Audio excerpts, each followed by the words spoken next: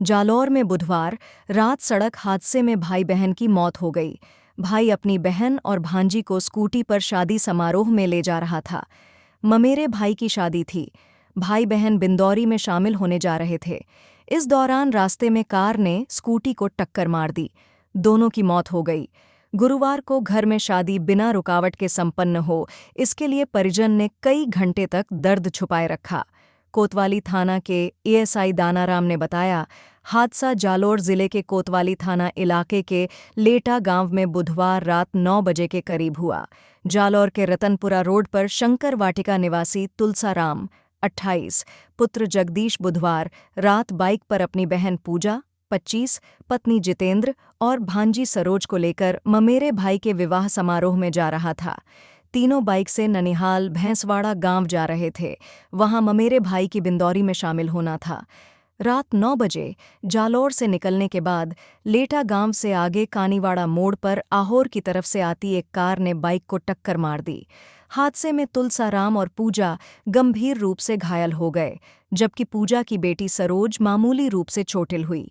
घायल तुलसाराम और पूजा को एम्बुलेंस से जालोर हॉस्पिटल लाया गया, जहां डॉक्टर ने तुलसाराम को मृत घोषित कर दिया और पूजा को अहमदाबाद रेफर कर दिया।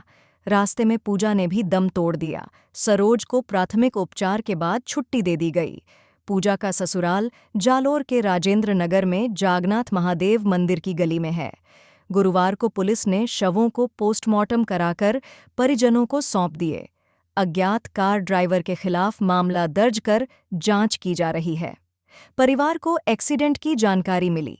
ऐसे में शादी में किसी तरह की बाधा न हो, इसके लिए परिवार ने कई घंटों तक दोनों की मौत के बारे में किसी को नहीं बताया। गुरुवार को परिवार में शादी समारोह सादगी से संपन्न हुआ।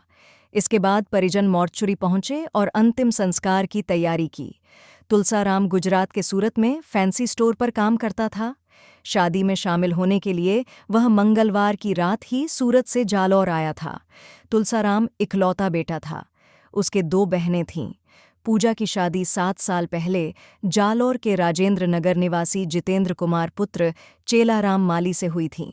ममेरे भाई की शादी में जाने के लिए वह अपने पीहर से भाई के साथ स्कूटी पर रवाना हुई। उसके साथ 4 साल की बेटी सरोज भी थी, जबकि 6 साल के बेटे को वह घर पर छोड़कर गई थी। परिवार के एक सदस्य ने बताया कि दोनों की मौत की बात मामा के परिवार से 16 से 17 घंटे तक छुपाए रखी। गुरुवार दोपहर पोस्टमार्टम के बाद ही परिजन को सूचना दी गई और शवों को घर ले जाया गया।